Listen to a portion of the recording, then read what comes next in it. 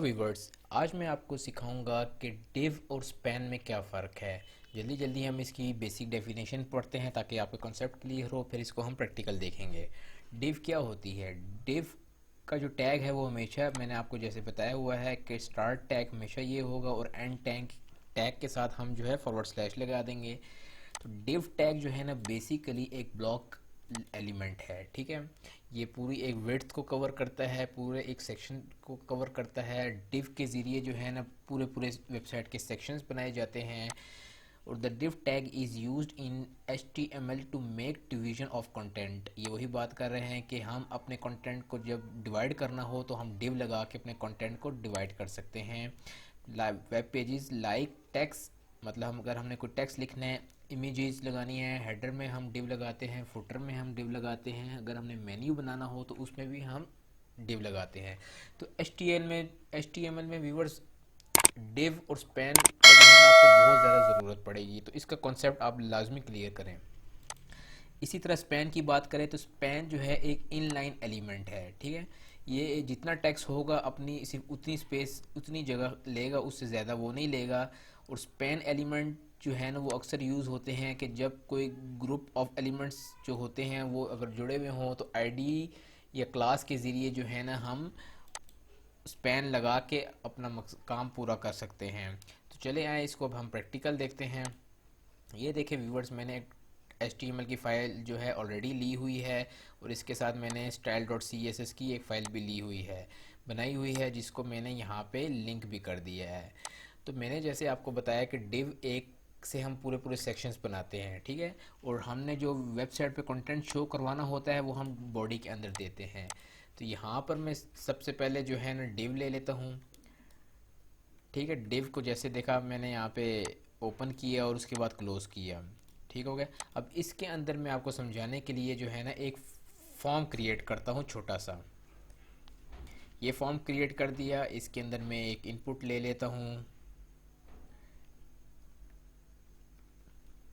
और टाइप में ले लेता हूँ टेक्स्ट, ठीक है, जिसमें मैंने टेक्स्ट ऐड करना है। नेम में यहाँ ले लेता हूँ फर्स्ट नेम। इसी तरह यहाँ पर मैं आईडी ले लेता हूँ फर्स्ट नेम और इसको मैं क्लोज़ कर देता हूँ, ठीक हो गया। अगर इसको मैं सेव करके आपको फ्रंट एंड पे इसके दिखाऊँ तो ये आपको एक इनपुट फील्ड शो होगी।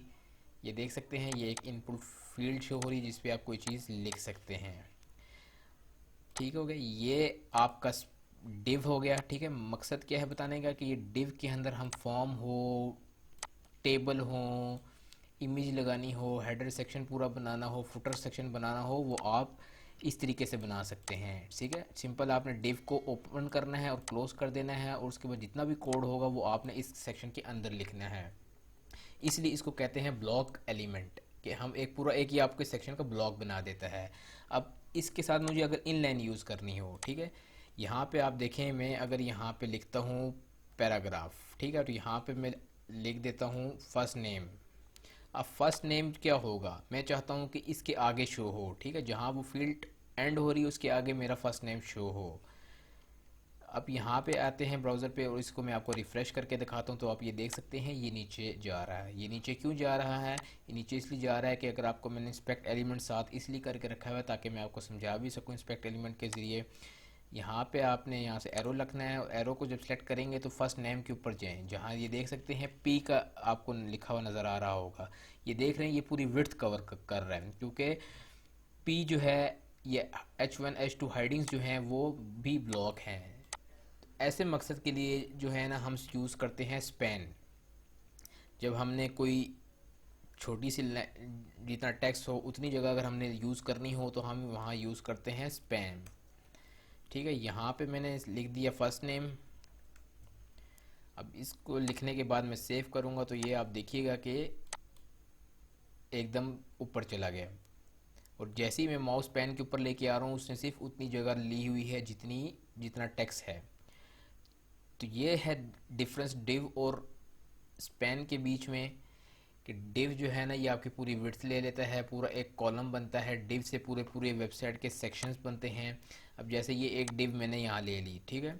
इसके बाद मैंने नीचे सेक्शन बनाना है अबाउट अस का।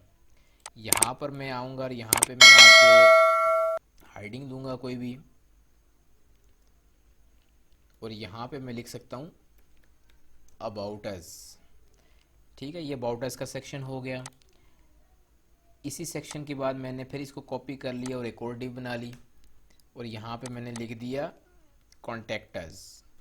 ठीक है, ये अब क्या हो रहा है, ये हो रहा है बेसिकली कि ये एक सेक्शन ये था, डिव के ज़रिए हमने एक सेक्शन बना लिया जिसमें हमने फॉर्म रखा। उसके बाद हमने एक और सेक्शन बनाया डिव के ज़रिए जिसमें हमने अबाउट अस की हाइडिंग दी। उसके नीचे आप पैराग्राफ ले सकते हैं, जो आपका दिल करे आप वो लेके काम कर सकते हैं।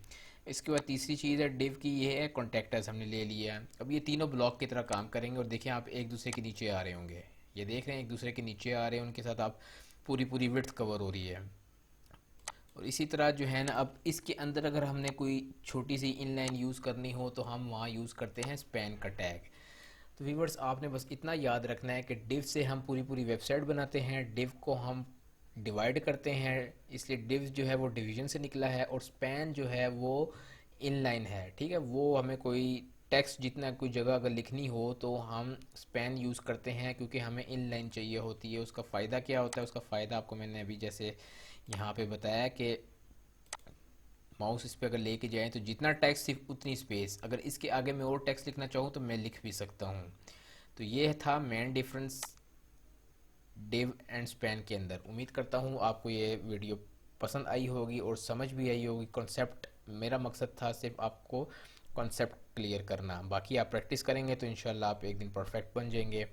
अगर आपने हमारे चैनल को अभी तक सब्सक्राइब नहीं किया तो काइंडली चैनल को ज़रूर सब्सक्राइब कर लें। Thank you for watching.